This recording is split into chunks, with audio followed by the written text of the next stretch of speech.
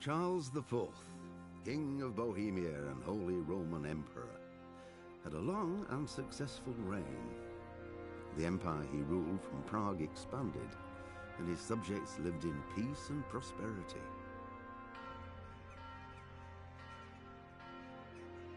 When the emperor died, the whole empire mourned. More than 7,000 people accompanied him on his last procession. The heir to the throne of the flourishing empire was Charles's son, Wenceslas IV, whose father had prepared him for this moment all his life. But Wenceslas did not take after his father. He neglected affairs of state for more frivolous pursuits. He even failed to turn up for his own coronation as emperor, which did little to endear him to the Pope. Wenceslas the Idle did not impress the imperial nobility either. His difficulties mounted until the nobles, exasperated by the inaction of their ruler, turned for help to his half-brother, King Sigismund of Hungary. Sigismund decided on a radical solution. He kidnapped the king to force him to abdicate, then took advantage of the ensuing disorder to gain greater power for himself. He invaded Bohemia with a massive army and began pillaging the territories of the king's allies. It is here that my story begins.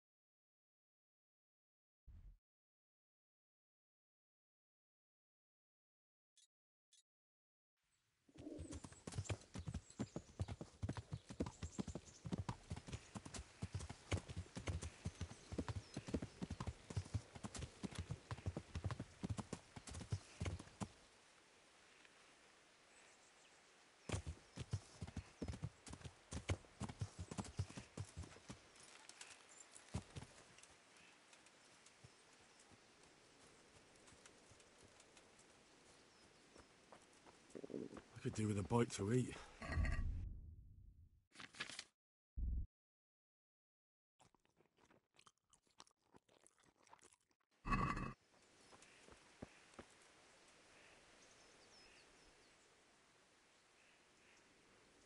Good health to you.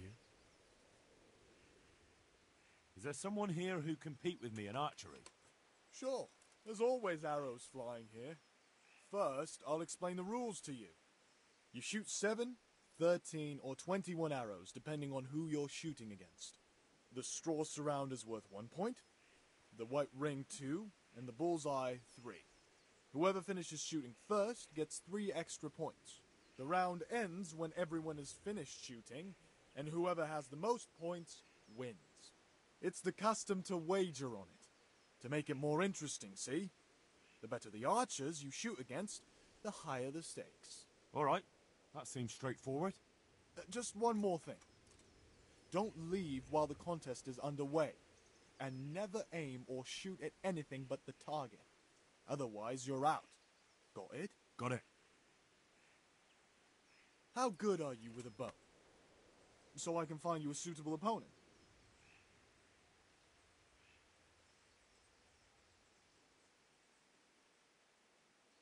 I've shot a few times. Then you'll have no trouble finding an opponent. Advanced archers shoot 13 arrows. Splendid! Here's some arrows for you. But you can use your own if you want. Meanwhile, I'll round up the competition. Right, archers. Let's begin.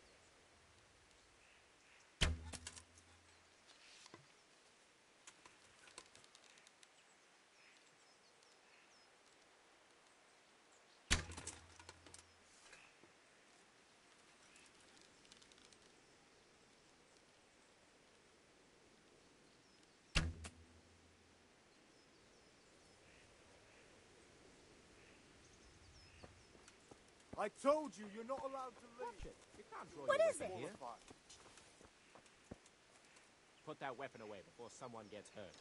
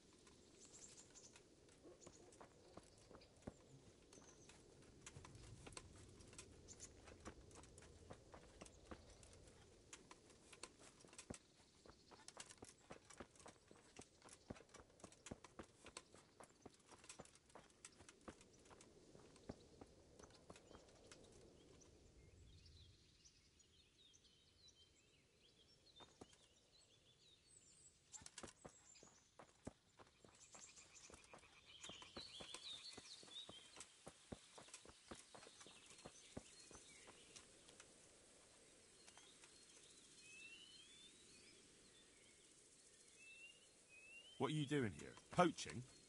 What are you on about? I just found it here.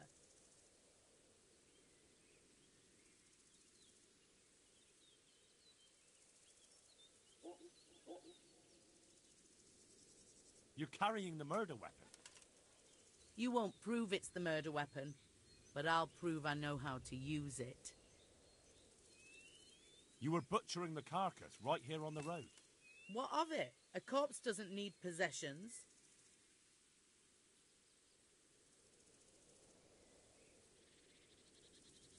It'll be easier if you just confess.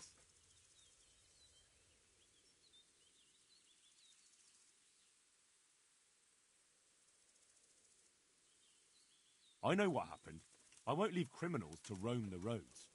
Oh, really? I tell you, if you try to pin something on me I haven't done, the whole fucking province will get to hear of it. You're a poacher. What the hell do you mean by that? I won't take any more of this. I'm going into town to say you're falsely accusing me.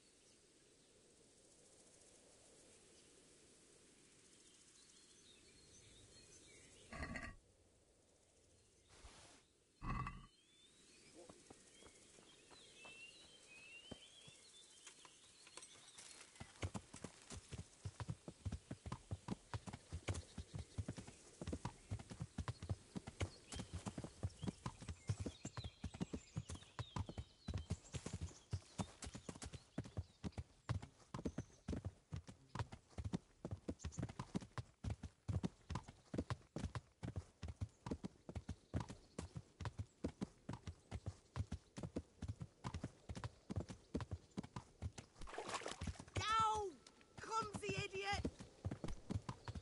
Oh, God almighty! Can't you see there's people here? That horse of yours nearly trampled me to death.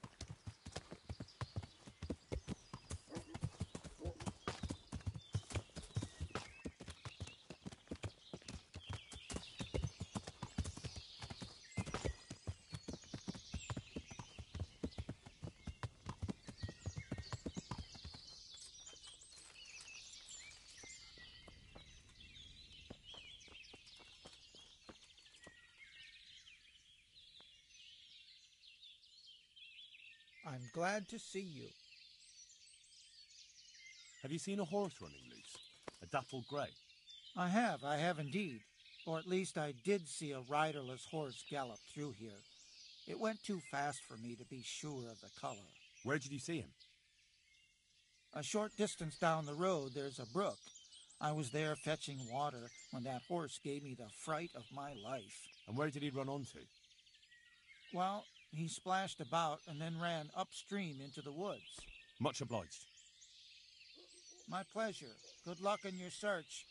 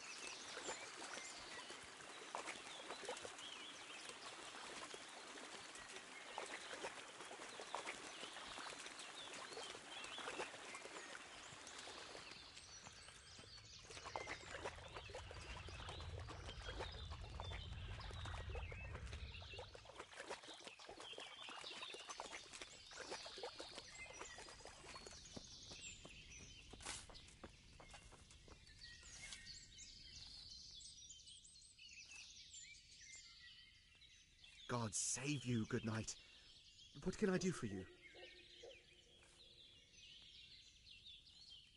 Have you seen a horse around here? A dappled grey? Certainly have. He ran past here heading upstream. Thistle went after him and hasn't come back yet. Thistle? A local charcoal burner. None too smart. We call him Thistle. Right. Well, thank you.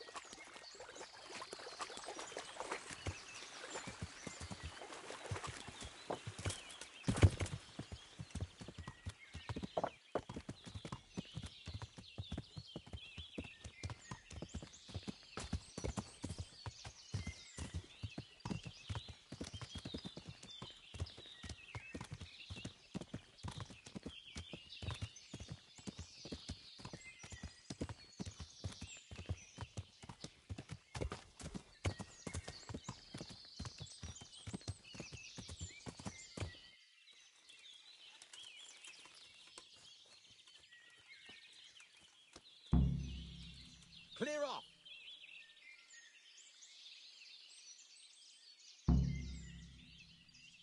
My God, what happened to you? You look like you've been assaulted. I'm afraid this horse is a runaway from the Ujit stables. You can't have it. Fuck off! I don't care where he escaped from. Go find your own horse.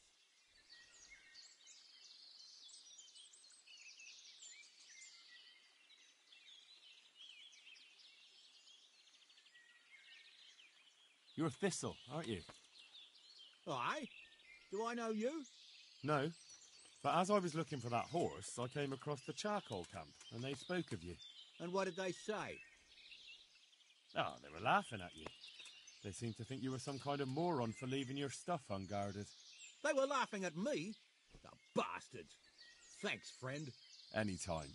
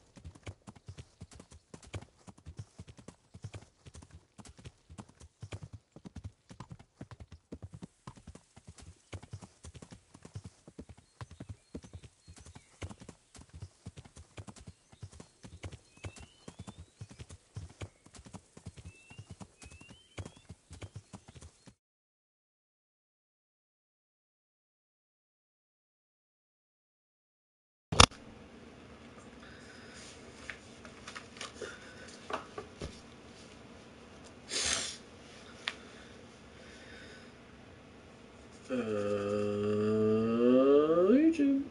No. Podcast.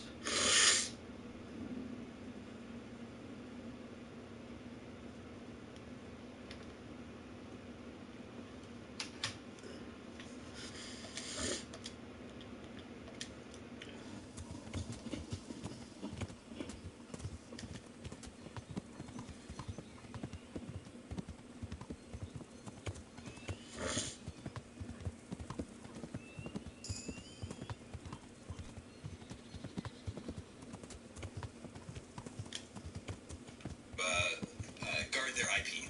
Yeah. Even if these games are abandoned, they still own the IP. They don't like the idea of their IP being. I just don't see what the distinction is between online games and non-online games. I'm not a legal expert, but I do know that there are some stipulations where, for example, if you don't try to protect trademarks, they can be lost. Yeah, but they're not doing that for all their static offline games. Yeah. That's what I don't understand. Yeah, well, so the types of games we're talking about. Examples. Why take the stand? I guess that there are issues that we could make money off of the online servers. Yeah. But why would they charge for the online games and not the use of the non-online games? That doesn't really make any sense. Some of it just boils down to it's mine and you can't have it. Yeah, sure. I mean, that's some of it. Like, we own this. It's not yours. You don't have a moral argument for this because we're a business and we care first about making money. This is ours. Let it die. Yeah.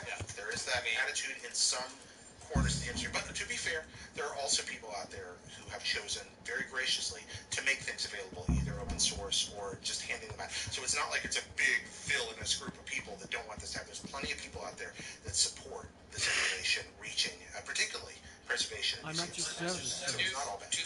Are there stands taken in film and music and literature about not letting those things be in museums or libraries because you can make money off them? There may have been. Between ourselves, none too Think about the fact that you get an IP law. I used to live in Japan. You could walk to a store and rent CDs. Thank you. Yeah, but not games. Just try not to Exactly. lose them And again. whereupon here, we think, like, We'll do well, our you can best. rent, that's so weird. But then, likewise here, you can rent games there. You really couldn't very often. So it was like the way that we think about IP in general is just a matter of who was bribing who in Congress that week, I think, sometimes. I'd like to buy a horse. It's very cynical, Jared. Well, no. Here are some examples of abandoned online games that would be cool to be able to play at some point in the future. Games like Lego Universe, Star Wars, Clone Wars, Adventures, Tabula Rasa, Hellgate London, Pirates of the Caribbean Online, Phantasy Star Universe. These games are, the servers have been totally shut off, so you can't play those games. And the ESA doesn't want you to be able to play those games. To be fair, Phantasy Star Universe should be forgotten by all. Okay. What about Space Invaders World War? Did you know there was a Space Invaders MMO? No, I did not. So know that. you told me that earlier today, and I still don't believe you. So no, I don't believe it. I did not know there was a Space Invaders MMO. That's amazing. If it weren't for the ESA, I'd be able to show you. It's like an asteroids MMO. I remember that. I didn't know there was a Space Invaders. Oh, I see. Like it's scrolling constantly. What's it? No, 2D one. No, it was set on a planetary surface, and you built bases. It was in 3D. Yeah, I downloaded it 1 year ago. I think if I remember right. Did you guys ever play the free in-browser Bomberman MMO? No, no. So it was maximally multiplayer, but it's just like a 2D, regular Bomberman. But like there was just people on your periphery coming towards you all the time. It sounds like my definition of heaven. It was really cool, and you just pan over, and they made their own power-ups. I didn't know it was a Bomberman game I hadn't played. You already gave us your definition of heaven. Yeah. You're overscoping your heaven. I am overscoping at this point. Feature creep. It is. Typical Bronze Dragon. There was it wasn't official, just sort of like it was an in-browser unofficial. Oh, that's so amazing.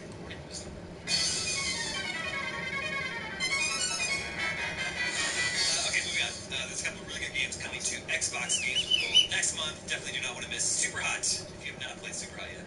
Super Hot is one of my favorite shooters of the past few years, and it's going to be free on Xbox Games with Gold next week.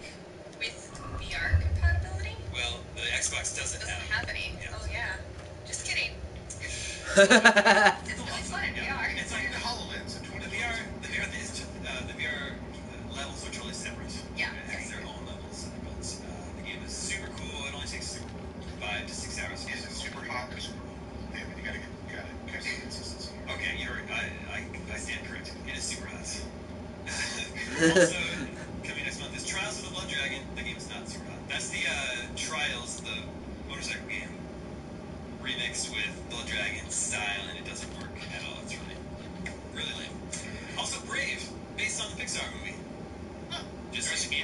Yeah, apparently. It's a little random, but it's always cool when there's a movie tie-in on a console, because that used to be ubiquitous. Oh yeah, every big. That's gonna be followed by Brave X Blood Dragon. Yeah, Brave of the Blood Dragon, and Quantum Conundrum, which is a very clever first-person puzzle game from the lead designer of Portal. Yeah, definitely get that. Yeah, that's that a fun game's game. very cool. Groovy. All right, let's check in with listeners. Oh, listeners. Listeners, remember you can always reach us at the email address gamescoop@ign.com, just like this nameless listener did. He did not provide his name, he or she. They say, hey guys, I'm a new listener since January. I was a huge fan of Destiny. I played the beta and continued to play over the course of 4 years. Like many other fans of the game, I was hyped for the upcoming sequel last September. Unfortunately, Destiny 2 fell very short of the mark and in many ways was disappointing. My question for you is, have you ever anticipated the release of a sequel only to be disappointed after release? Isn't that what we all do all the time? We make vocations out of it. Exactly. But yeah, absolutely. I think that's happened. Has every Monster Hunter game gotten better and better? Yeah. And every Pokemon game? Yeah. See? So, just had a perfect run. It's good. Yeah, there definitely are some. Everything just gets better and better in those series. Mine. I have a million. What's the notable? The sequel? Batman Arkham City. Oh, okay. Yeah. Really? I thought a lot of people liked that A game. lot of people in the office liked that game a lot better than Arkham Asylum, but I thought that game was much better when it was in Arkham Asylum. Yeah. I agree with you on that one. I enjoyed Arkham Asylum. Yeah. It was a really cool, tight, different Batman game, and the second one just felt like Batman the Animated Series. I liked the second one, but I honestly liked the first one much more. Oh, I have a good one. What's that? No one's gonna know. Dragon Guard 2. Wow. Oh, I know! I love yes, I absolutely! love Dragon Guard so much.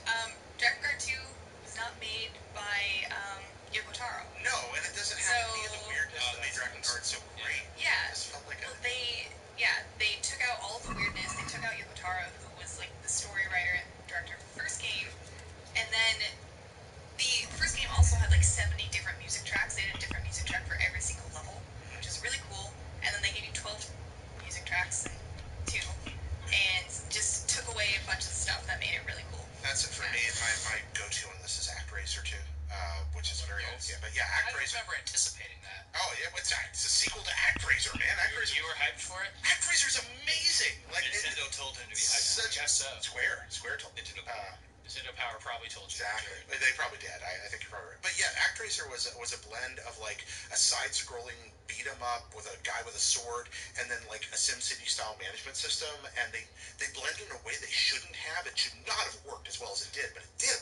Plus the soundtrack was amazing. It was an early SNES game, so the technical tricks they were pulling were mind-blowing. And then ActRaiser 2 is all the bad parts of ActRaiser with all the good parts taken out. And that's it. It's just like, no, this is just about a stiff dude walking around stabbing things. I have a lot of disappointment. Sounds like Black Tiger. Yeah, but worse. Yeah, Black Tiger, exactly. I love Black Tiger. I like Magic Sword more than Black Tiger, but I like Black Tiger. Recent Zelda games until Skyward Sword, I was pretty consistently You got excited for each one? I was so excited for each one, yeah. But I did like some of them at the time, like your favorite Zelda game, Twilight Princess. I was really excited for that, and I wasn't disappointed, but now I'm disappointed in it. Skyward Sword, I was super excited for it. I didn't like that. You were disappointed by Twilight Princess when it came out? No, I liked it when it came out, but now I look back, I'm like, what was I thinking? Oh, I love that game. Metroid Prime 2, I was so excited for that game, and then it wasn't that good. By the way, Breath of the Wild has replaced my favorite Zelda. Nice. Okay. Yeah, totally. You like Skyward Sword? I was disappointed by Skyward Sword. Oh, yeah.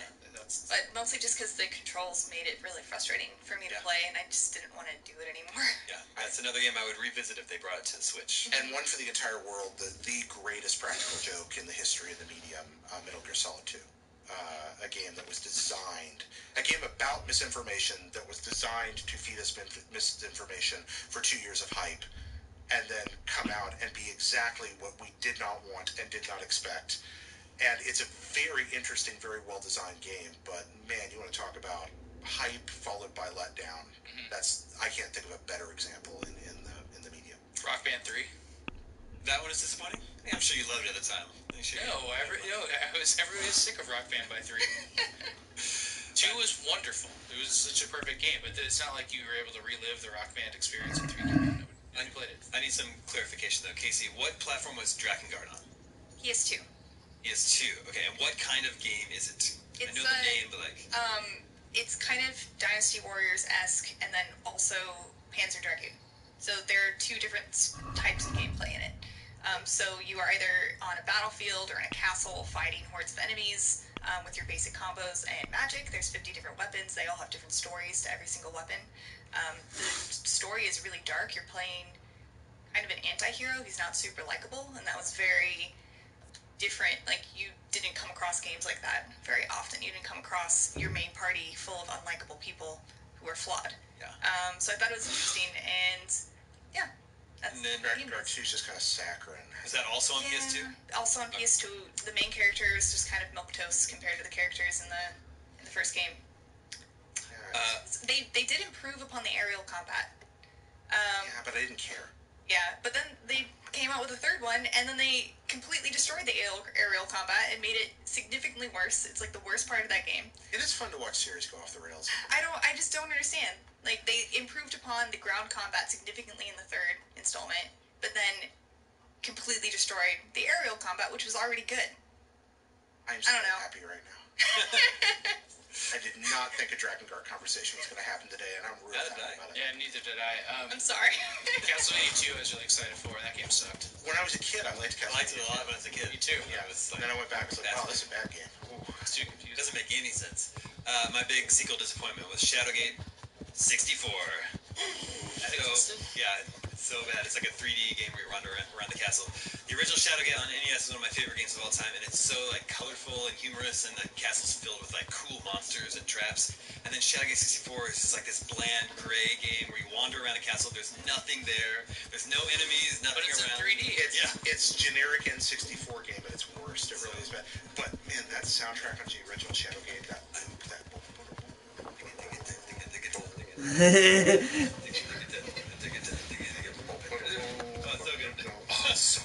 Did you play the 8-Bit Adventure Collection when it came out this fall? No, I did not. It includes that, Uninvited, and Deja Vu. Okay, well, now my life's going to be very happy. Bye, Steve. Alright, moving on. This is Gareth. He wants to know, what does it mean to beat a game today? Let him explain. He's from Long Island. Ask Jared. He's from Long Island, New York.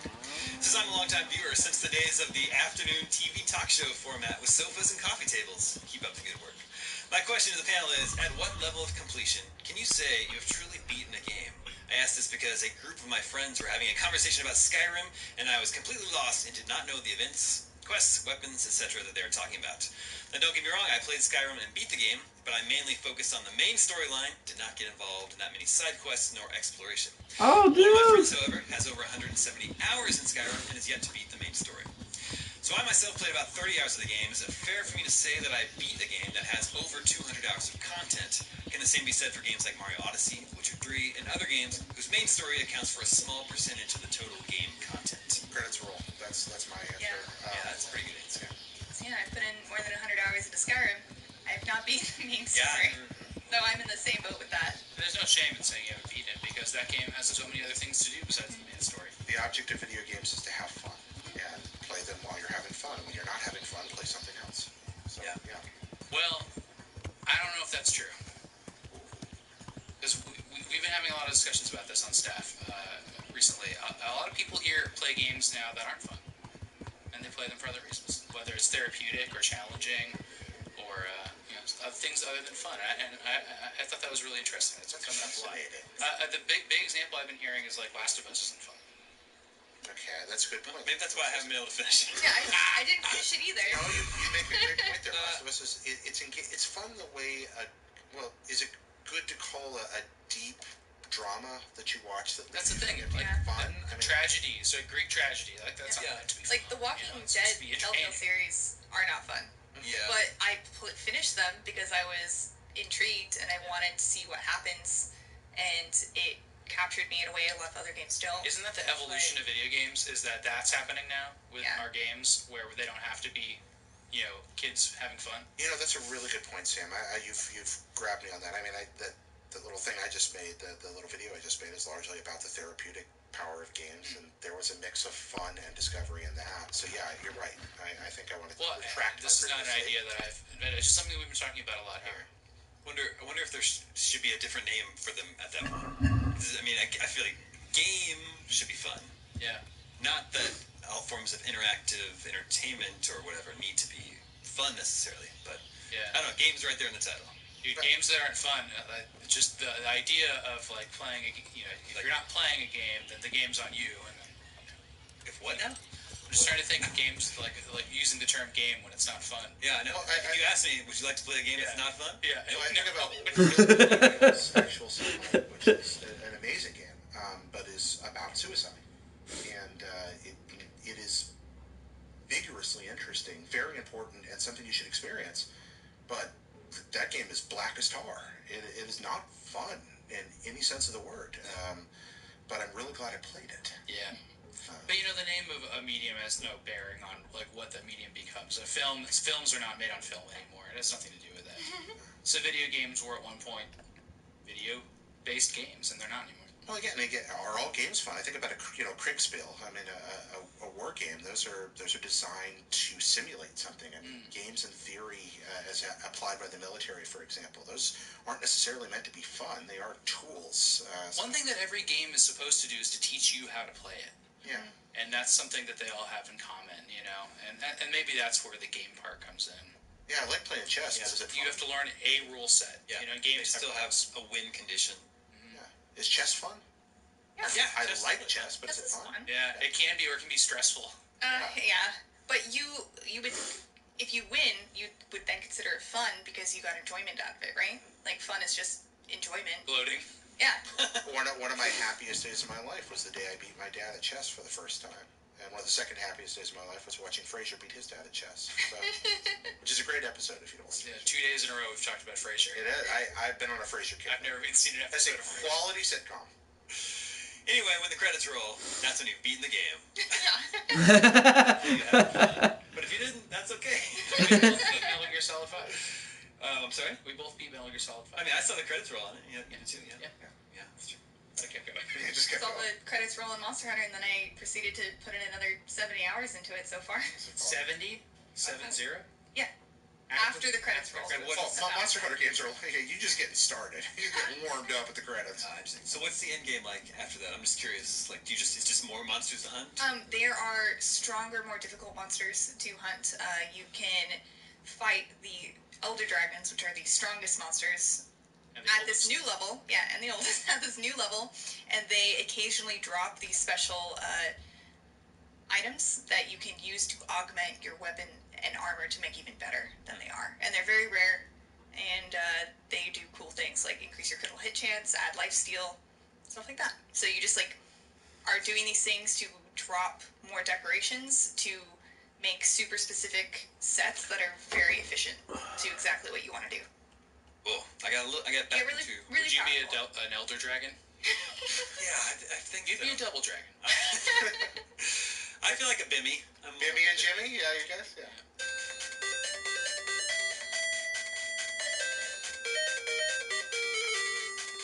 And that brings us to Video Game 20 Questions. Already? Before we get into the actual contest, one of our listeners, George McDonald, writes in with some advice for you guys. Are you willing to listen to some advice? From G. McD? Yeah, G. McD. He says, please, no more of this do you wear a hat nonsense, or can you see your hands? They have no follow-up questions.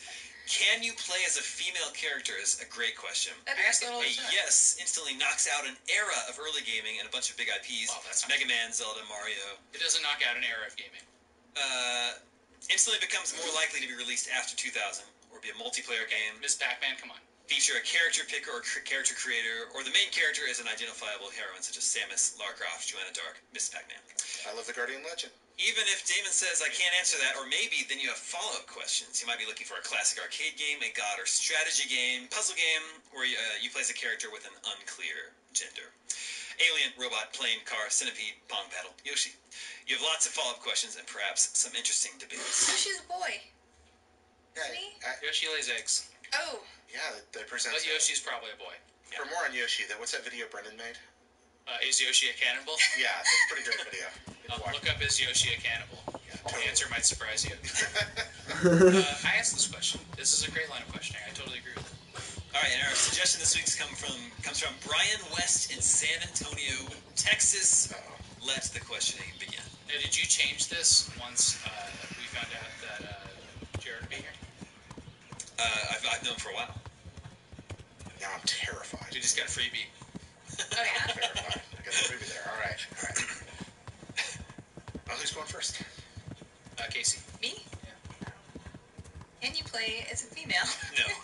Okay. Was this game released before January 1st, 2000?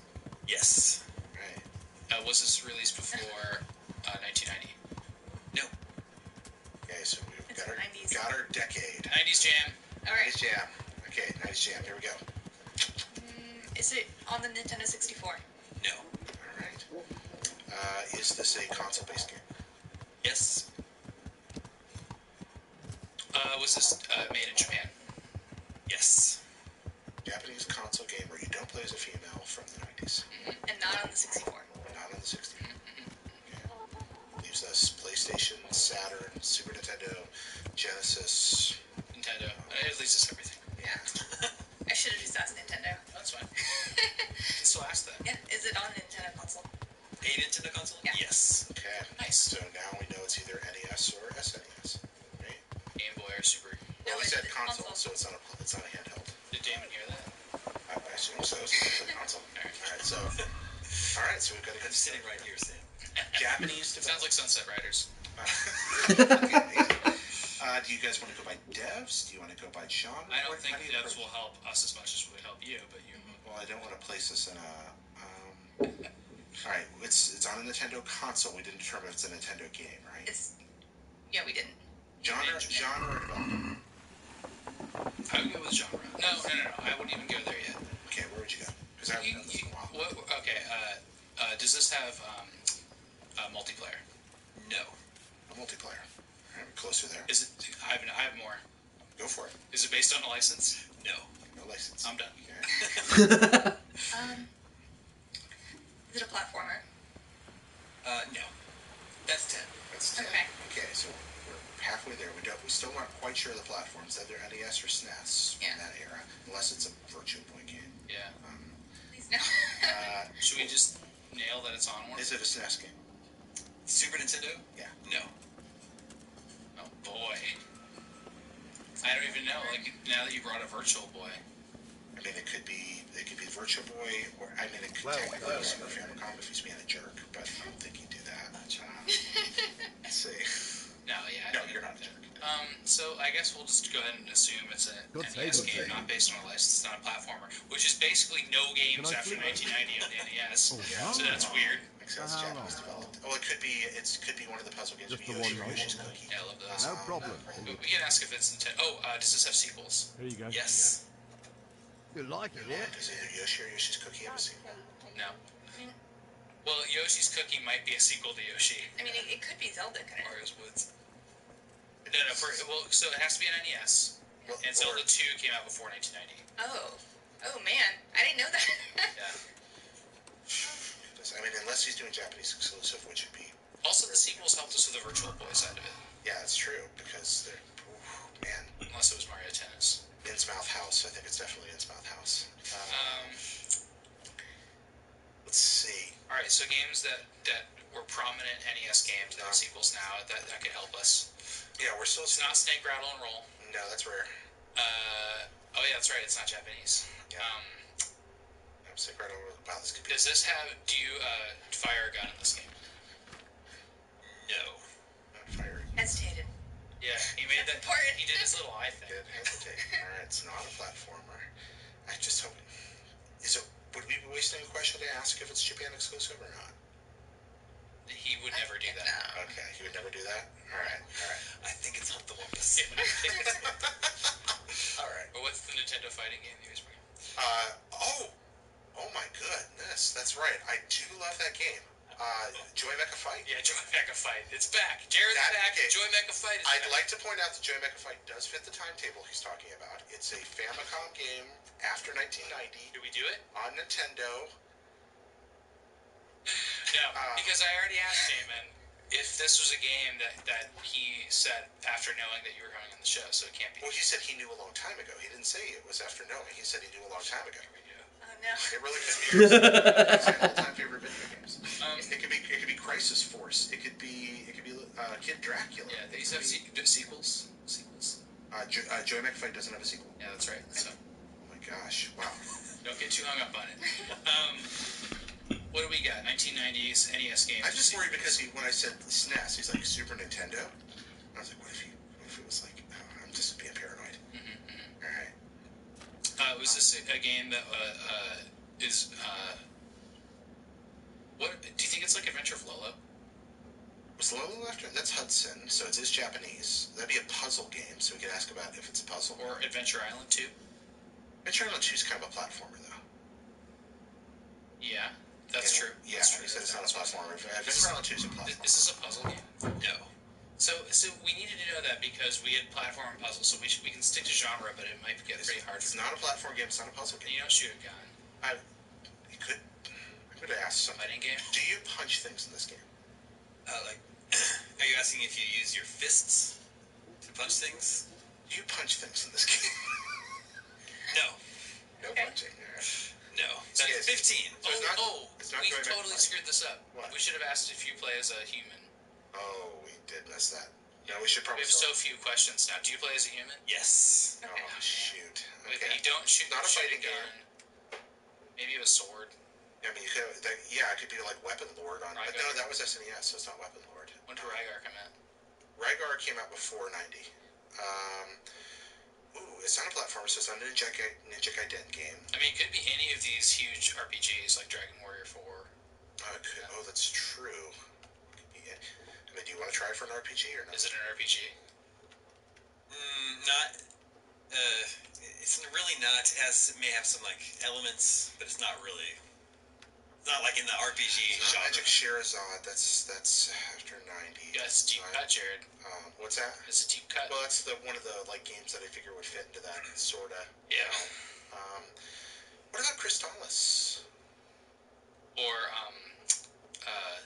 Zoda's Revenge. Yeah, like Star Tropics, where you use the. But are those? Would he call those an RPG? Well, they do have RPG elements. I mean, we're not definitely. No, sorry guys. My first console was the SNES, so. No. If you think of any other good questions, though. 3 questions left. Do you wield a sword in this game? No. Oh man. 2 questions. I think I wasted one. Okay, well that takes a lot out. It's not most of the RPGs. I mean, it could be Star Tropics. No, that's Japanese made, but it's made for America. I think you have a sword. You probably don't. We just said you don't have a sword. Star Tropics? Yeah. I don't think you ever have a sword. No, I don't. Or Zoda's Revenge, either one. And it has sequels. This game has sequels, he said. Game with sequels. We're focusing on the NES. I can't believe you don't use a sword or a gun. What's going on in this world? Yeah, what are we missing here? And it's not quite an RPG. It's not quite an RPG. That's the part. I mean, Crystalis uses a sword. It can't be that. Were there any Kirby games on the NES? There's Oh, Kirby's he plays Dream a Land. human though. But they're plays a human. He plays a human in this. I feel like we're right on the edge of something here. I mean, it could be like. I mean, no, King's Quest was Sierra. It came out on the NES. Yeah, it's not going to be something like that. What are the late NES games? There's Flintstones, there's... there's a ton of licensed games. They said it's not licensed. It's not licensed, so it can't be... Like, seriously, it's like a slew of licensed, but then there's Mega Man, but he shoots a gun. I mean, it could be like... No, Polar Radiance is licensed. There's like Kid Clown type games. And Mega Man's not a human. And Restaurant. There's like all these late games, but they're not. They're also 1990 games, which we always misconstrue as 80s games. So that's probably what this is. Yeah. Something big. Well, it's like late night. I mean, there's so many good things from that era. That was like. I think we're not going to get this, so I'm going to go with this. Was this reported from the arcade? No. Okay. So 20th question. 20th question. Hail Mary guess. How about Teenage Mutant Ninja Turtles Tournament Fighter? It's licensed. You also play as a person. And you punch things. Yeah. So it plays a part. Yeah. No, you don't punch things. You do. Not that turtles aren't people too. Oh, I see what you're saying. Yeah, turtles are people, definitely. It's not. They're more human than we are. Yeah. Should I reveal the game? No. Now we gotta take that final shot. Because you don't think we're gonna get it? I just didn't know if you're ready to give up or if you want to go for it. Wario for the Virtual Boy. No, because we're not going back to Virtual Boy because that's sequels. Oh, the game has sequels. Yeah, but that's a Wario Land game. It is, yeah. That's a good point. Yeah, go for it. Wrap it up. Wario Land for the Virtual Boy. No, that is not it. In Star Tropics, you use a yo-yo. Yeah. So it is Star Tropics. It is Star Tropics. Right there on the edge. Released in 1990, and the only reason I said that about RPGs is that it's a Zelda-like, and some people... So you said Zoda's Revenge, and... Some people think of Zelda as an RPG. I don't personally, but... it's right on the... Yeah, okay. Yeah, we were fairly bored. We danced around it, we just didn't go for it. Yeah, you don't use the sword in Star Tropics. I mean, yeah, use the yo-yo. Yeah, use the yo-yo. You're a real human boy. And you dance on that big keyboard, and I feel let down that we actually said it, and we should have just said Star Tropics. Man. Yeah. I didn't because I thought you picked up another weapon in the game that was a gun or a sword. You pick up a baseball bat. Yeah, pick up a bat. Yeah. No, you don't use the slingshot. sword. See, that's what I remember, like the swing of the bat. Probably. Yeah, you don't use the sword. It's not a gun. No. Yeah. No, it's very, very nasty. Non-lethal. Yeah. I guess that kind of speaks to just how forgettable Star Tropics was. Rude. It's on the NES Classic though. Yeah, it is, and it's weird. And kind of a... Wait, is it on the NES Classic? Yeah, it is. Oh, gosh. Zoda's Revenge is even weirder. That's the one where you rescue Tetris blocks. Remember that? Cool.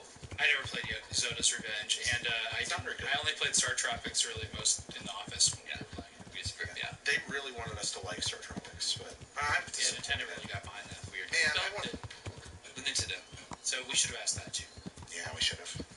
Yeah, 1990. I'm very disappointed. I feel defeated. Sorry, guys. Not your fault. No, we danced all around it. I made that stupid Wario guess when we should have said Star Tropics. Had sequels. Zoda had sequels. Yeah, although I wish I would have clarified, because it only had one sequel, so I should have... No, and what was confusing to me is that I thought Zoda's Revenge came out in the 90s, but Star Tropics was 89. No, Star Tropics was the 90s. I just had a... Yeah, I don't know. That's my... Right, and the way I was doing that chronology was thinking of Nintendo Power covers, which clearly led me astray. Aww. No, it took a shot. I was hoping it was Joey Mecha Fight. I really was. I thought you must have done that one. It might have been. I think I got myself completely off on that. That's great. Tangent. Thank you for the suggestion, Brian West from San Antonio, Texas. That is all the scoops that we have for you this week. Jared, thank you so much for joining us. Thank you for having me. It's been a pleasure. Thanks. It's nice to be able to do stuff like this. Yeah. Don't be a stranger. I won't be. Come back to the show sometime. Thank you, Sam. Thank you, Casey. Remember, you can always reach us at the email address gamescoop@ign.com. My name is Damon. This is IGN Gamescoop. Around.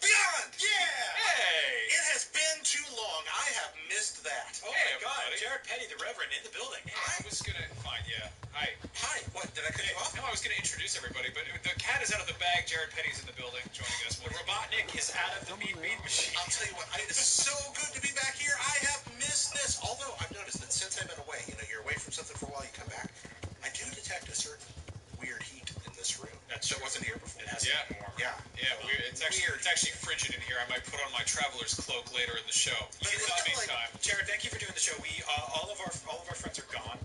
Yeah, everyone's at Dice. Marty and Goldfarber Dice. That sounded ominous. You're like, all of our friends are gone. It's just like, wow. No, I mean, this is one of those weeks when we had President's Day yesterday, so we were off normally recording Beyond on Mondays, but we're recording on Tuesday, and of course it's a short week. Everyone's out of the office, and we're kind of scrambling to get a show together. So, without further ado, Jared Petty, you're here. Jared, if for some reason people don't know who you are, who are you? Yeah, I'm a guy that talks about video games.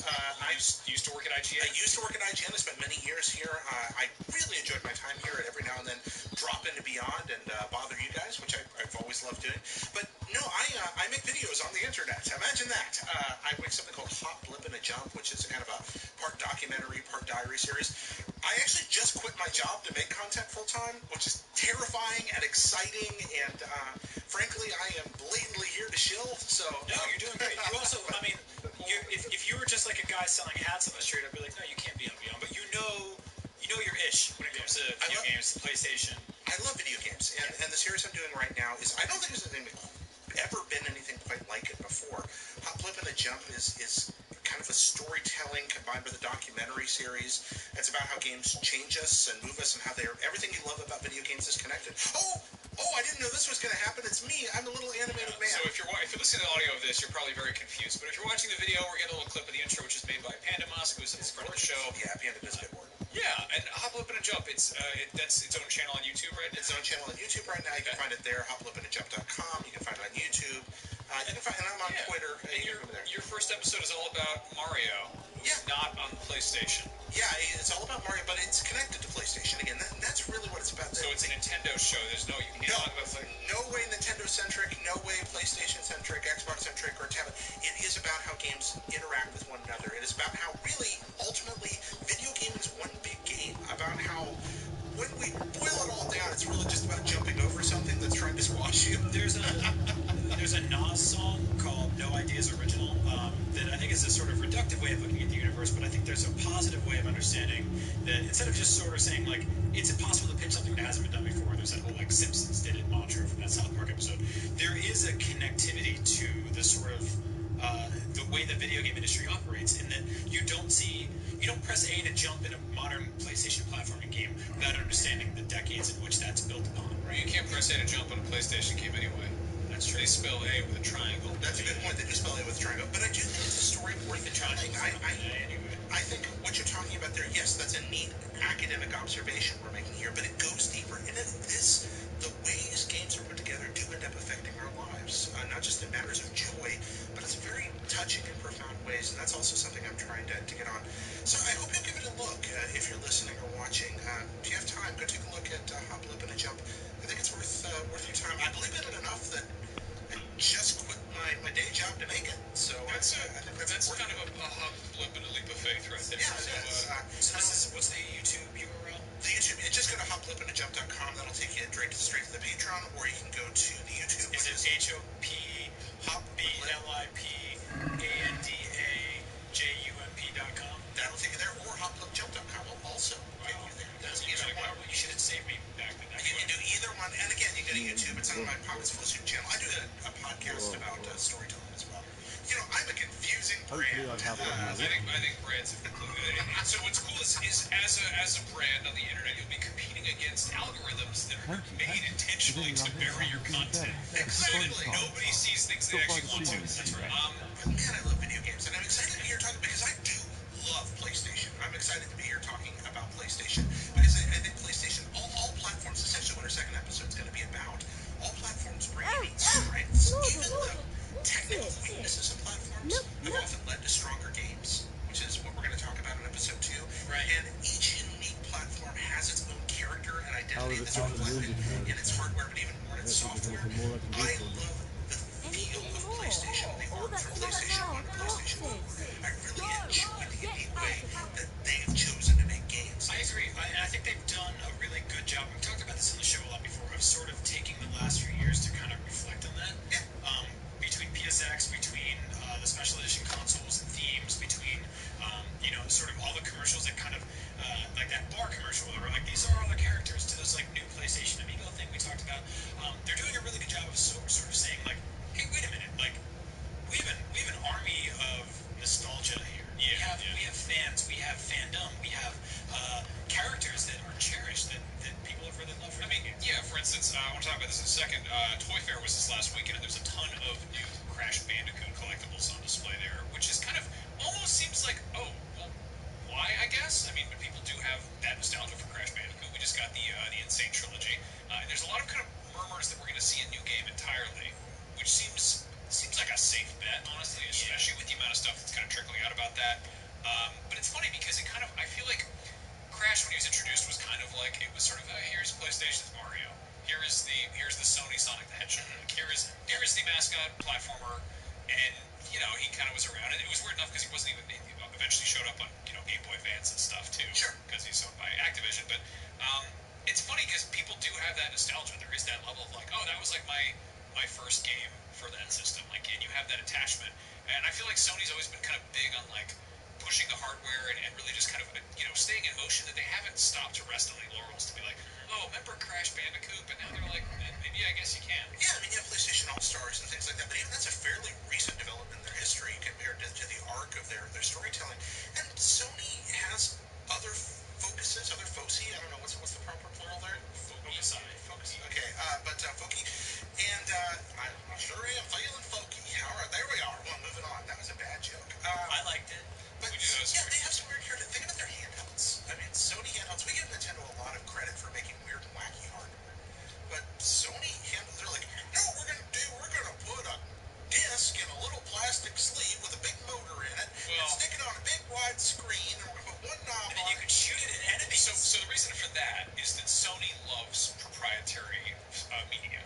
They love to invent their own thing, and it's because they had really, really good luck with. I mean, it was going back to like transistor radios back in the day. Yeah. And they were like, oh, and then also here's the CD, which they helped invent. And then they were like, let's do CD-ROMs for video games, and then let's do memory stick duo. Let's do VMUs. Let's do Vita memory cards. And everyone's like, please just stop. Don't just use the thing. And yet, even that weirdness does kind of affect the direction that their hardware arc takes, and by extension, their software. And I think that's fun. I mean, a game like Tearaway couldn't have existed until Vita happened, right? And that's cool. Yeah. No, I mean, I love that because you look at kind of the legacy of Sony as a platform. Like, where is their Mario? Like, who is that? It's like, well, they've always been a hardware company first and foremost, whereas Nintendo is like, they're a toy company. Yeah. That's what their background is. Of course, they're like more fun and colorful. It's just kind of where they. I think they've done a really great job of playing to their strengths over the last few years too. I mean, instead of saying like, where is their Mario, I turn on my Nintendo Switch and be like, where is their Bloodborne? Yeah. Like where we'll talk about Metal Gear in a minute, but obviously that's a franchise that was synonymous with PlayStation forever. Until it wasn't. Yeah. And Crash Bandicoot's the same way, and I think that like the remaster sold well, and I think the excitement around that character is still there. The audience who grew up with it is now old enough to make reckless purchasing decisions, I would say. The kind that Max and I cover our desks with. Yeah. So getting toys is awesome. Getting a new game is very likely. Yeah. I think there's a lot of excitement. The company NECA, who did the Nathan Drake action figure and those Sackboy figures, and has a God of War quarter scale figure coming out soon, is doing 3 different Crash Bandicoots.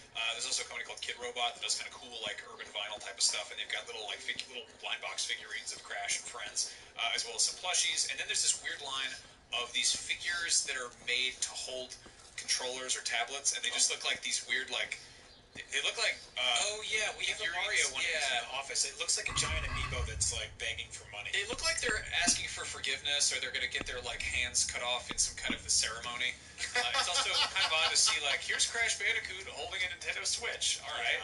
Anyway, I guess he is coming to that. But if you want this terrifying figurine to hold your things, there you go. He's doing the DBT technique, willing hands. There's a therapeutic technique where you're supposed to hold your hands like that when you're really upset, and it's supposed to make you feel better. Really? It looks exactly like what he's doing right there. Well, good to know. Yeah, wow, that's amazing.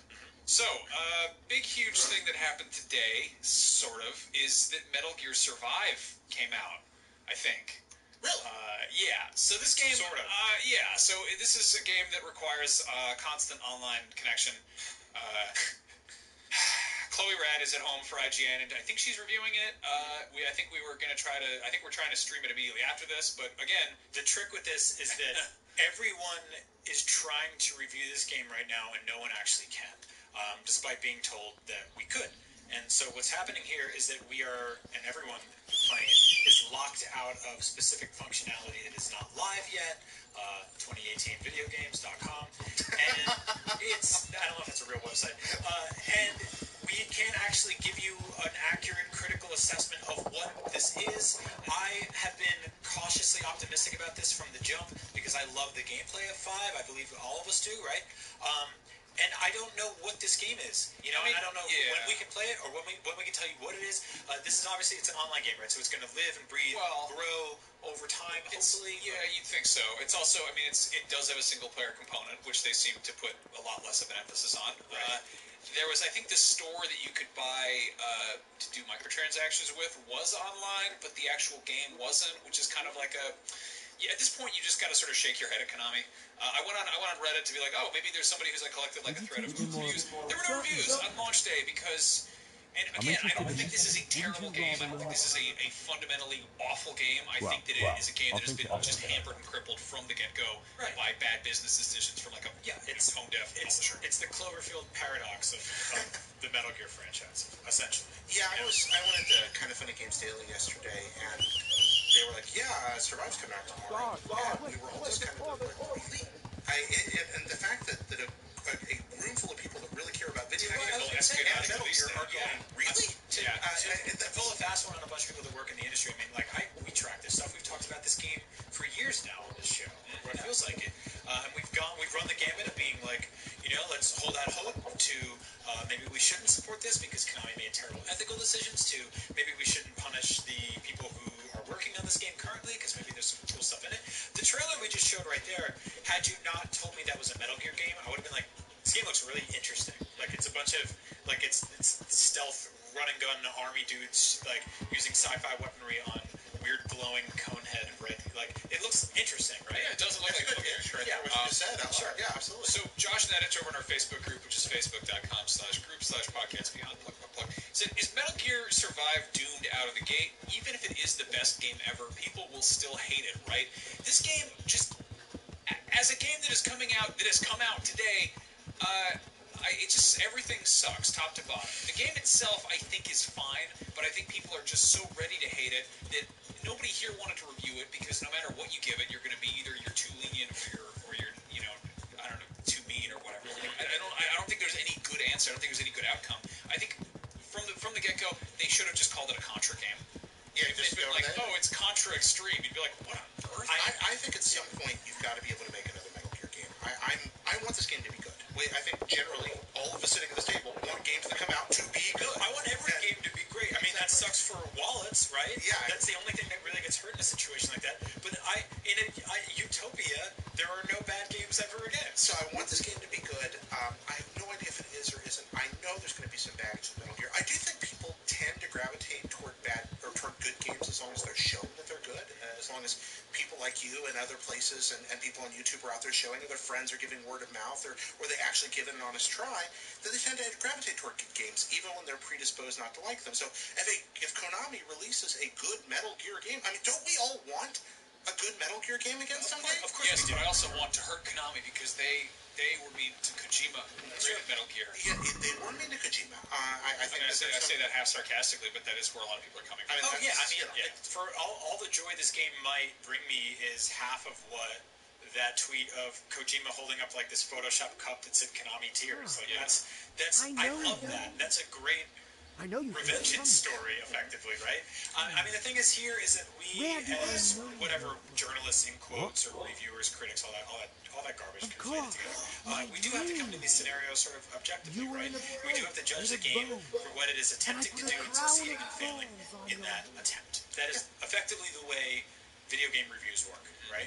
We sit down, we don't go, this is 10 out of 10, now it's 9 out of 10, now it's an 8 out of 10. We don't do that. That's not what that dream has come true. And also, if this game didn't say Metal Gear on it, how would people approach it? Would we be talking about it? I feel like we probably wouldn't.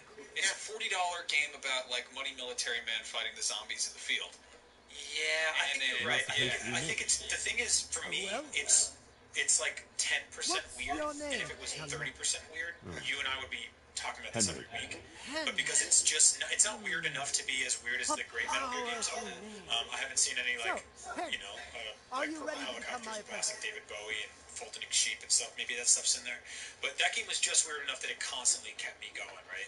And plus the gameplay was fantastic. Who are you? And I do want to live in a world where whether this game succeeds or not, whether this game is good or not, from what I've seen, I'm not optimistic right now, but I want to live in a world where Metal Gear 6 happens and where the franchise is handed over to another young, brilliant mind. And whoever they are, whoever that person is, they come in with a love for the property, a love for its lore and its history, and they're allowed by the developer and the publisher to do that, to make it what they want it to be. I think that person is doing that, right? I think that like the toxicity around the Kojima departure and the subsequent responses from Konami, blocking him from going to the Game Awards, actively stopping their current employees from having great health care, all of that, mixed in with the fact that they made some of the best looking Metal Gear cutscenes ever and shoved them in a pachinko machine, and then kicked this thing out to no fanfare whatsoever. It's just what exactly does it entail? It's a bad way of steering the conversation about what is a beloved franchise that should and could live on forever in the hearts and minds of future video game developers. I think that right now, you're probably right, but I do think, and I'm repeating myself a little here from something I said on the show earlier, and that's okay. Remember this in video games, that memories can be kind of short. What I mean, remember a year ago when to take us out of PlayStation for a second, remember when Switch was going to fail? Yeah, remember when everybody just knew Switch was going to fail? And here we said a year later, on the fastest selling console, 3 of the best games of the last year. All right. On this very show, we got a question from somebody that I answered about what do you think about Nintendo Switch, and I was like, here's all my concerns as a hardcore long-time Nintendo fan. And then they solved most of those out of the gate. Still has its issues, but I mean, ultimately, we're okay with all of that. Right? Exactly. And so we have that. Let me ask you this question. Let me ask you this question to double down on what you're saying. I'll ask you guys both this, and you tell me what your immediate response is.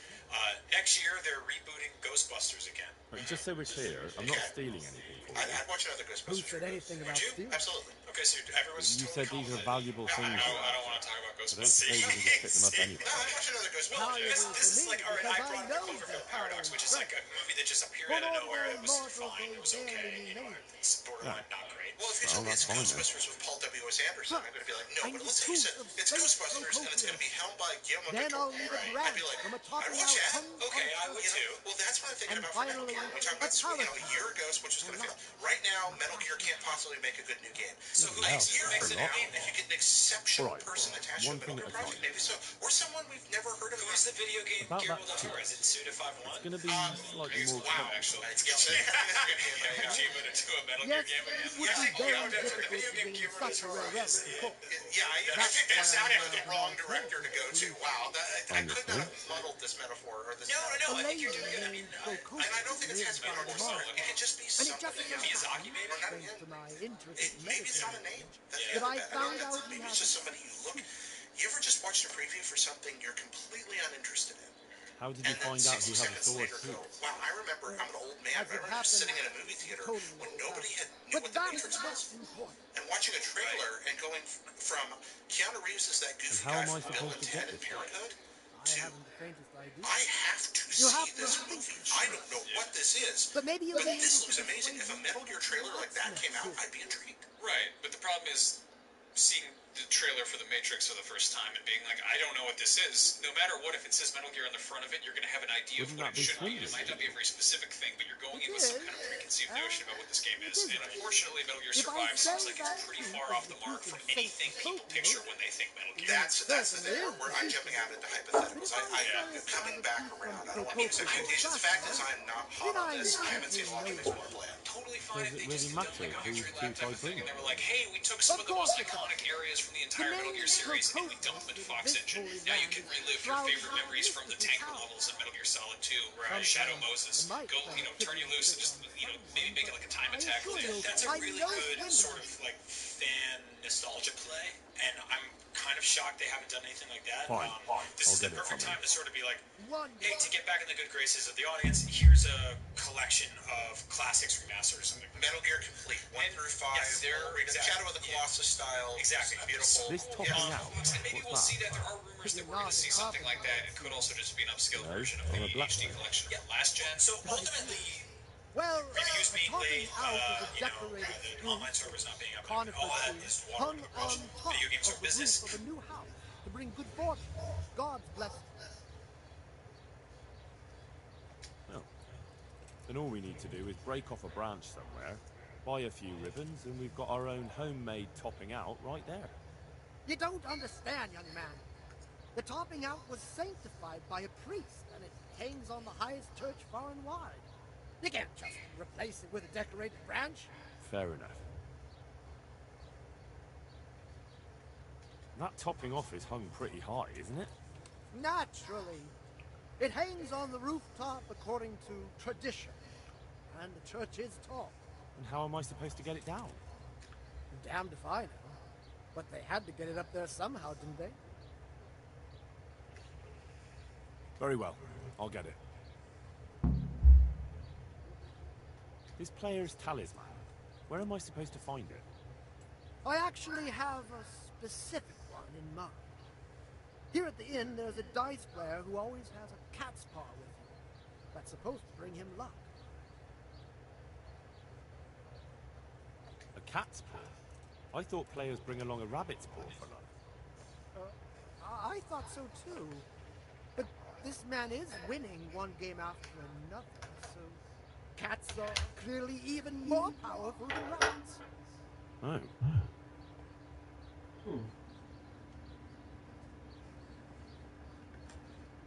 How am I supposed to get the talisman from him? I haven't a clue. It won't be easy, but I'm sure you'll find a way. We'll see.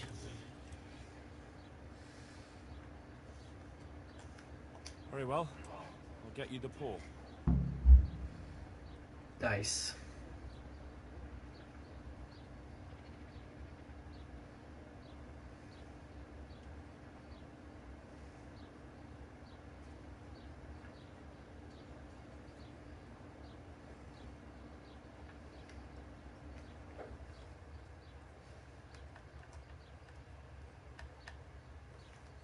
I'll get looking for those things then. Excellent! You do that, my journeyman. Good luck.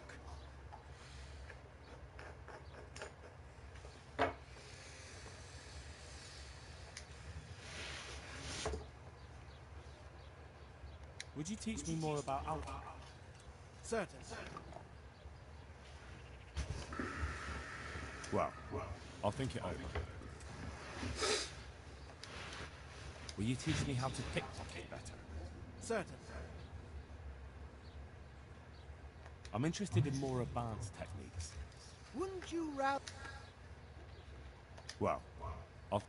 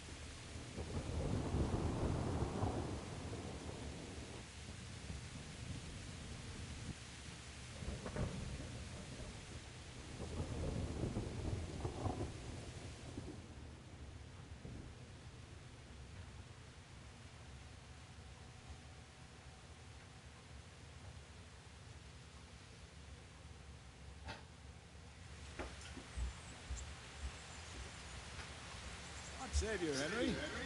Oh, hey, what? Hey. Hey.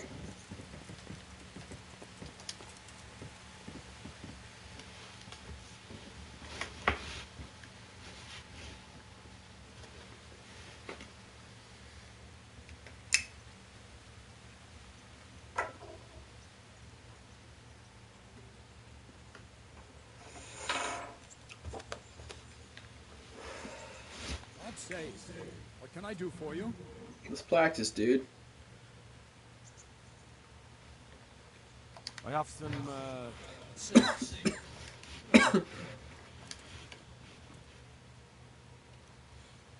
Can I ask?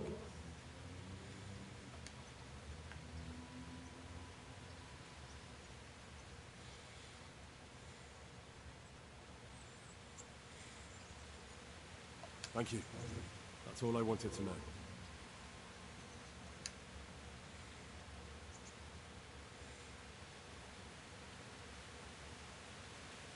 I'd like to improve my swordsmanship. Certainly.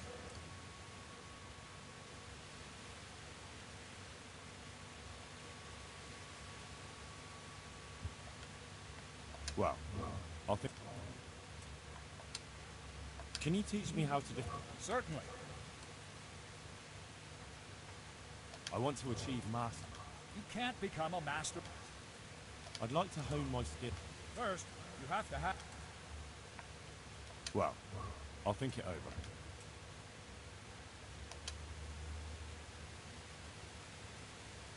Can you teach me how to... Certainly. Well, I'll think...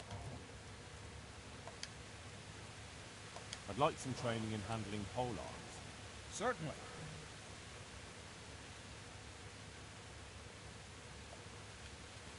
I'd like to practice... All right. But it'll cost... Now, pay close attention. Konami is a business, and this game has to perform well. And I do not, especially with the fact that literally nobody I know can tell me that this game is coming out today. I do not see this game tracking well in the NPD. I don't even see it cracking top. I don't even think it'll crack top 7. Maybe even top 10. I will actually make a bold move and just say it won't even crack top 10. Okay. Which is crazy because it's multi-platform, and it's based on one How do you think it's going to do critically? I think it'll hover around the 60s, 70s tops. Yeah. And I would love to be wrong. I would love to see this game be excellent, and then for the word of mouth to get out, and for the franchise to be saved. I just don't see it happening. Unless you guys text me a week from now that you have to play this game. Yeah. I'm not going to play it. Yeah. That is where I am right now. And it's not because of any ideological thing. It's just I got stuff to play right now. Yeah. And I need a good reason to have friends call and say, no, this is great. You need to jump right now. Well, that's the thing, and I think Max just hinted at it, right? Like, ethical reasons aside, which is a pretty big aside, no one's really like, this game has this gameplay that you have to do this, this, and this. This is a game of the year contender. This, rip Shadow of the Colossus out of your PS4. Like, everything that you're playing in there right now, get rid of it. It's time for Metal Gear Survive. What if it's all just Monster Hunter DLC? It's a secret collaboration between Konami and Capcom, and it's actually just a giant Monster Hunter DLC. All right, rein it in. I just want to do Castlevania. Thank I want you. to do Castlevania. I was playing A Castlevania game in the Fox engine. Oh, wow. Yeah. Or we're going to get Bloodstained this year, right? Is it this year? No one knows. That's not a Konami game. That's not. No, it's not, but we're still going to get it. Anyway. I still don't know if that's going to be like the Mighty Number 9 of Castlevania. Anyway. What I played was fun. Okay. Yeah. All right. So moving on. Something announced today. I guess it was today. Burnout Paradise is getting a remaster. That's coming out next month. That was kind of out of the blue. This has been like leaked in like Amazon France like listings for a couple weeks now. So I think it was all but confirmed that something like this was happening. The anniversary of the game just passed. But it's cool. We have official confirmation that this game is coming to next-gen platforms. Cool. And people like it because you got the cars and you go around and do stuff. So here's the thing: is I never screwed with Burnout a whole lot. People always told me that I would love it because they're like, it's like MotorStorm, but everyone else actually plays it. And I was like, oh, yeah, interesting. But yeah, I mean, this seems like a good time. Isn't it like Burnout Revenge is the one that people are really crazy for, and then people like this one too? Or? Yeah, I mean, it's weird because people play these games as racing games. I don't. I like these games when they focus on 100-car pileups and like smash and wreck the car modes and all like chaos. I play these games for chaos. If I wanted to play like a driving sim, I wouldn't play those. I'm here to destroy the vehicles. So I do hate the car. I hate these cars, and I just want them hurt. I hate that bike. I hate that Ghostbusters car. I want to break them all. All right. So yeah, you'll be able to play this soon and wreck the cars or do the races. Cool. So speaking of big anniversaries, the PS4 was announced 5 years ago today. That's kind of a huge thing. That's a humongous deal. It was that nice boy Mark Cerny, right? That's right, Mark Cerny. Apparently had been working on the console for 5 years already at the time. Creator of Marble Madness. Also creator of Knack. That's when they revealed Knack too. Oh, yeah. Was this when they revealed Knack? This was at the big thing. When Knack was inflicted on the world that day. Let's see. They showed off the controller. Okay. Which was and they really there were a couple of things that are noticeably vocabulary word from how the PS4 actually went. They talked about the Vita interacting with it. They were still very much trying to be like, yeah, the Vita, and they were like, check it out, we got a touchpad on the controller. We don't use that for anything. No, I mean, there's remote play, which I think a lot of people enjoyed, but then having to use shoulder buttons on like the weird touch. No. I mean the touchpad on the. Oh, the touchpad itself. I thought you were talking about the Vita. No. Like the front touchscreen. No, I mean the thing you use as a start button, basically. The PS4's touchpad in terms of like fanfare and hurrah going into the launch is kind of up there with the Kinect in terms of this gen's kind of by the wayside tech. Which is too bad because I like it. Way less intrusive. It's way less intrusive. It's always just sort of. I feel like it's more surprising when it gets used for something. Like nowadays, in The Witcher 3, I think it's like if you swipe up, it automatically opens up your map.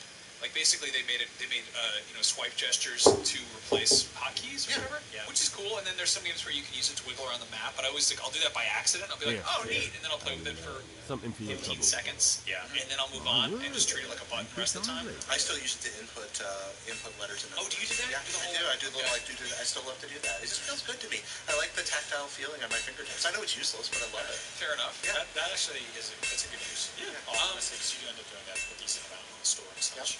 But yeah, it's really kind of funny to think back. Like the PS4 has been wonderful. It's been This has been a great console generation. I especially love the PS4.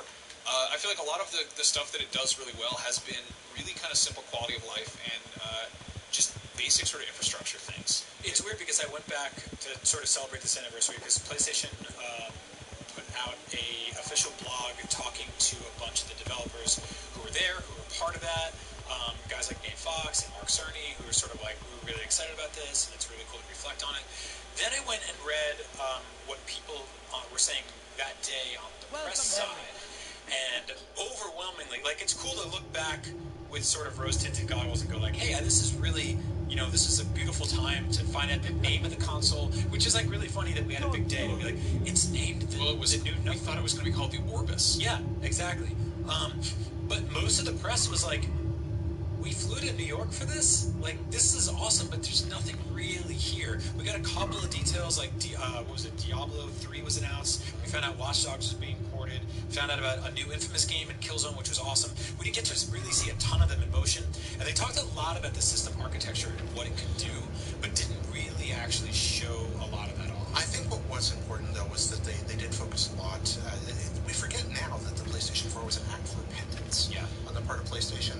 The PS3 was an overpriced, over-designed machine that was created to be a multimedia center for your home. I mean, that was the angle they pushed, and it between the internal architecture, which made it hard to develop games on, especially early in the generation, and the fact that it kind of lacked focus, it really allowed PlayStation to be leapfrogged by Microsoft for that generation. For a while. Yeah, for a while. Yeah, for several years, but that while was long. It was long, and there was a time where 360 was the leading platform in conversations that gen, but PS3 kept trucking, and I think it got to a price point where people were really happy with it. Oh yeah. It became something that they redesigned it a bunch of times. It didn't look like a pillow made of stone. Oh no, I love the PS3. This isn't trashing. No, totally. But that launch, and not just the launch, but a couple years after that launch was a nightmare. No, I mean they shot it out of the sky by coming out and saying $599 US. Yeah, but the PS4 was everything that was not. It was like, this is a thing you play games on, and it set the stage for the current generation that we're in, because this has been a... Well, then Microsoft was like, we have a $599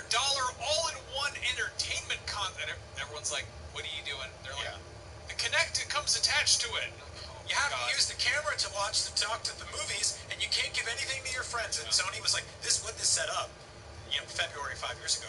Was this set up June 5 years ago, which was the E3 where they walked out and they were just like, we're taking your lunch money. Yep.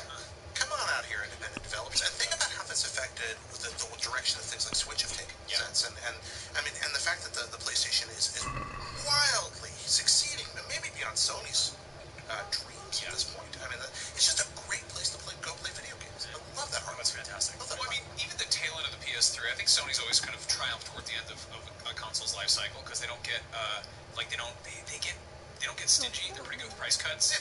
And then there's this library in place. God, what happened? In the case of the PS3, that's when PlayStation Plus was rolled out. And it was like, hey, you get a free game every month on this thing that you're paying for to do, I don't know, multiplayer anyway. Yeah. And I was like, well, that's a pretty cool deal, No, it's like, it's really fantastic to reflect on this console and then think about somebody like Mark Cerny who's been working on the PS4 for a full decade. And I was thinking about this morning, actually. When I wake up in my apartment or when I come home from work, it's either first thing in the morning or right when I walk in the door. Every single time this happens, I walk through my living room, past my big TV, and I have my PS4 controller on my coffee table, and I hit the little home button on it, and I hear that beep, and it turns on. And I jump in and I play like Bloodborne for 10 minutes, or I get my daily thing in Battlefront, or I go into the store and I download some stuff, or I check the free games on PS Plus. It's just part of my routine of like waking up to go make my coffee. I walk by that controller, I turn it on. Use the PS4, yeah. I use it constantly. It's such an integral part of my home entertainment experience. It's so great because you can stuff like cloud saves is so I'll be playing a game at the PS4 or desk, and I'll be like, oh, it's time to go home now, or whatever. I gotta go do something else, and I'll just upload to cloud. And then when I get home, I'm just like, oh, download, and there it is. Yep. And the fact you can suspend stuff, like if I went home right now and turned on my PS4, or just woke it up or whatever, I'd be sitting there in Yakuza, and Kiryu would just be like checking his watch and smoking a cigarette. And it's like the fact that it's still there, and I don't have to just start it up from the ground up. And those are the little things this generation I think are like truly understated that Sony's done such a great job of doing. The entire design philosophy seems to be, how do we enable people to play whatever games they want as quickly and easily as possible? Yep. And that is a tool for doing that. Big or small, indie or AAA, is great for playing games. Yeah. I remember being pretty optimistic about the PS4 going in. Same. And yeah. Well, because I think that and we just alluded to it a minute ago, but I think that the PS3 ended really strong. Yeah. And it's you get a lot of there's a lot of it's sort of weird because the last year or two in a video game console life cycle is always odd because it's kind of make it or break it, right? Where you can walk away with a couple of really great swan songs that historically don't sell super well but kind of leave a good taste in your mouth, or it's sort of just like peters off and dies, which we've seen a lot with consoles where you're just kind of like, why do I still have this? And your last thought, the last taste in your mouth of this system is dragging it into GameStop and being like, $14, I guess, thanks. I mean, PS2 ended with GTA San Andreas and Shadow of the Colossus. Yeah. The PS4 ended with GTA 5 and what else? Last of Us. Right. Exactly. Which bridged the gap to the next generation. And I think we're going to see the same thing with the PS4 to PS5. I don't think the PS4 is going to end with a whimper like some other consoles do. I think that's the great thing about having that much of a impact on the retail market. Yeah. That giant of a massive user base there. I think that's one thing Sony's pulled off that's probably very unique for the company in the history of the medium, is that from PS1 to PS4, all their home consoles have ended strongly. Yeah. And that's, I think, impressive, and I'd like to sit and do the math. That's so nice. It is nice. I mean, you look at some of the other consoles, and that doesn't really, I don't know, I cover Nintendo a lot here, and a lot of their consoles are just sort of like, oh no, we stopped last year. No, Suda got the name for his game, Let It Die, from Nintendo's view on late console cycles. Nintendo, that's what they do. They make something great, and then a Nintendo console's dead when they just dead. Right. We don't make games for this. What are you talking about? Yep. Same thing. What's that? Cole Jameson Allen over in our Facebook group said, what do you think happened to the $20 greatest hits line that we saw with other Sony platforms? We see price drops on games, but not consistent pricing or change in packaging. Yeah, that sucks. I feel like that's something that, I mean, it's weird because you could write a list of things that I'm nostalgic for around the video game industry that are just like sort of bells and whistles. They're not even really sweeping things, but like that along with like manuals and game demos are just like little things that made the world a little Well, better. there's a couple things here. One is the shift to digital, where if you're late to the party, and then also I always hated that if you got the greatest hits, you were like, oh, you were late. You jumped on that late. Really? Oh, you got the stripe. It's like, oh, you got the poor kids one, Like, and I think I had like a copy of, and they would be like in a red box instead of a clear one or whatever. They had just. Oh God, yeah, I know. My friends and I were collecting like PS2 and GameCube games in college, and the PS2 red stripe ones, and then the yellow on the GameCube was just like I screwed up and traded in Luigi's Mansion and then bought it again a couple years later, and it was just like this. It was just like a giant butterfly sitting on the shelf. Really, that never bothered me. I'm a bargain shopper though. I'm cheap, so I'm just like, the nice price. Yeah, it's a nice price. But $20 games, who doesn't love that, right? So there's another thing to consider is that when that sort of platform of PlayStation Greatest Hits was unveiled, games cost $50 or $60, period. You didn't have games that launched at $20 or $30. That was incredibly unusual. I feel like, and now it's like, I don't know. We've got games that launch on PlayStation Plus, like Ollie Ollie 2 was like, hey, here's a brand new game. It's free. You already own it, whether you want it or not. Rocket League. Yeah, exactly. Rocket League, which now I just saw at Toy Fair, they're making Hot Wheels sets, and it's just so cool to see because Dunham's been on the show. He created this show. Yep. And he's off doing his thing. It's amazing. No, I really miss this line. And Max, I think you just hinted at it. I wonder if the digital ecosystem has screwed that up for people, because people can kind of say to themselves oh, I really want that game, and instead of being in a store and being like, oh, $20, they'll just jump on the shop, on the PlayStation store, and be like, $30, but I don't have to get in my car. Yeah. My car stinks. I hate the car. I spilled water in it a year ago, and it smells like socks. I have to go out on my porch. There's that moth there. Yeah, I'm insulated from that by cheapness. So I'm probably the wrong person. We frequently get sales that are like, oh, it's a PlayStation anniversary sale, and you're like, I don't know what time of year it is. I guess I'll click on this, and you look at it. Yeah. I kind of wish there was a section of the store that was like greatest hits, and it was just that was where stuff lived, and it would be maybe a flat price there, or it's always cheap or something. But at the same time, we get free games every month. So I actually think it's extraordinary that digital games do so well, despite the constant struggle it is to navigate literally any shop, let alone Sony's. Because on PS4, while we're talking about how great the system is and how much I love it, we complain about this a lot. There is no section like that, right? It's hard to really find, these are, and I don't know who builds that, but get somebody at Sony to be like, the top 25 PS4 games. Take our damn list. I don't care. We make it every year. Make a section on the store that says, these are the must-buy. They had a sale the other day that was just, the must-buy games, and it had, a bunch of stuff in there. I was like, not really. Not that one. Not that game. Not so much. Not so much for that? No, not really so much. I'm not going to call any games out specifically. But not so much. Not Knack 2? Not so much Knack. I wouldn't really say Knack 2 is in the top 25 PS4 games. Or the top 100. Oh, that's right. That game came out. Yeah. Huh.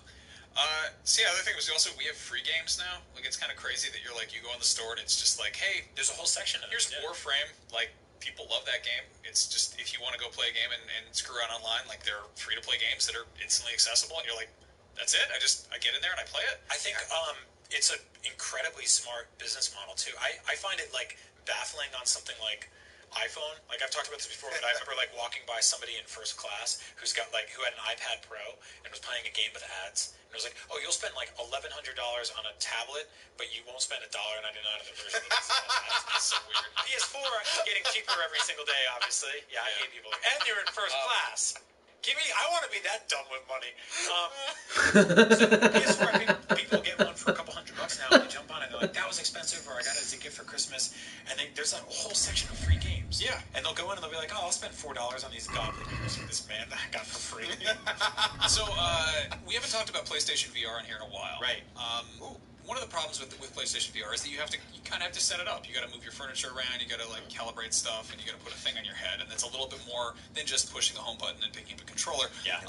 I had some uninterrupted time yesterday to go exploring in virtual reality. Ooh. And I got to jump on a very weird free-to-play game that is, wonderfully enough, cross-platform. Oh. It's called Rec Room. I think I've mentioned it before, but I got to really actually kind of go in the deep end a little bit, and I had an incredibly strange time.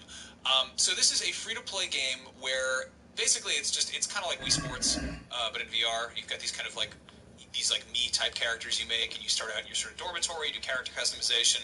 I think it's all free-to-play in that you can unlock tokens to buy cosmetic items. But people really just use it as kind of a place to hang out. There's laser tag, there's paintball, there's I don't know, ping pong, racquetball nonsense. These men look like melted Playmobil toys. I don't like how they look, but you quickly kind of forget about that when you're actually screwing around in there. So I jumped in here, and I was like, you know what? The thing about this also is everybody has their chat, their mics on. Yeah. It's all locative, so like if you're standing next to somebody, they hear you very clearly, but if you go 10 feet away, they're suddenly quiet, which is something I love in games. So I decided I was like, I kind of want to just make a friend in virtual reality. Like there's this feeling of like jumping into a chat. I had that same weird feeling of like, this is, I'm kind of going out into open water here, like I did going into a chat room in 1997 or whatever. But I jumped into this place, and there's kind of this main sort of rec room area, which is kind of like a hub. People are just hanging out. There's fake soda machines everywhere, and you can just pick up a bottle of water and hold it over your head, and it'll drop these little fake water, and it'll glug, glug, glug, glug. Do you drink it, or just pour it on your head? You can like pour it on your face, and it'll go glug, glug, glug, glug, glug, and you can go up to other people. Like I went up to somebody, and I was like, I'm going to make you very wet, and I like poured it on him, and he was like, hey man, what are you doing? And I love that your own personal Black Mirror episode is beginning right now. So I was kind of hanging out here, and what's really strange is everyone looks like these melted Playmobil figurines. Right. But you can't really tell how old people are unless you listen to them talking. And I was in this area with, I'm guessing, a very young child, an incredibly foul-mouthed teenager, and then this southern gentleman who was kind of like lecturing the teenager on his language. So is that your three ghosts combined to make you? I feel like this. If you told me this was like inside my own head, I'd be like, that works. That makes sense. But it was really strange. You'll be visited by a gold farm with Sharon and O'Brien. The PlayStation's been turned off for 10 minutes, Max. You're just wearing the headset. My imagination. But this little kid is running around, and he's like, he sounds like one of the kindergartners on South Park, or the first graders, or whatever, like the really little kids. So he's a child. He's like, who got the music box? Where's the music box? Wait, aren't you supposed to be like 12 to use PSVR? Yeah, you think so. Apparently, some parents don't click all the fine print or whatever. And there's an option to be like, don't put me with the junior kids or whatever. But this child is just running around in VR, and he's like, you want to see a secret? And I was like, what is it? And I like followed him. He's like, follow me. And I was like, where are you taking me?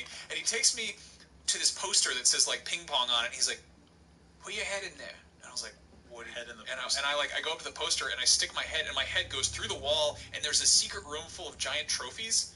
And I'm like, oh, thanks, man. And he's like running off, and he's like, who has the music box? And he's just like chasing after somebody. And I go over, and the foul-mouthed teenager, who the last time I checked was getting lectured by the southern adult man for saying the N-word.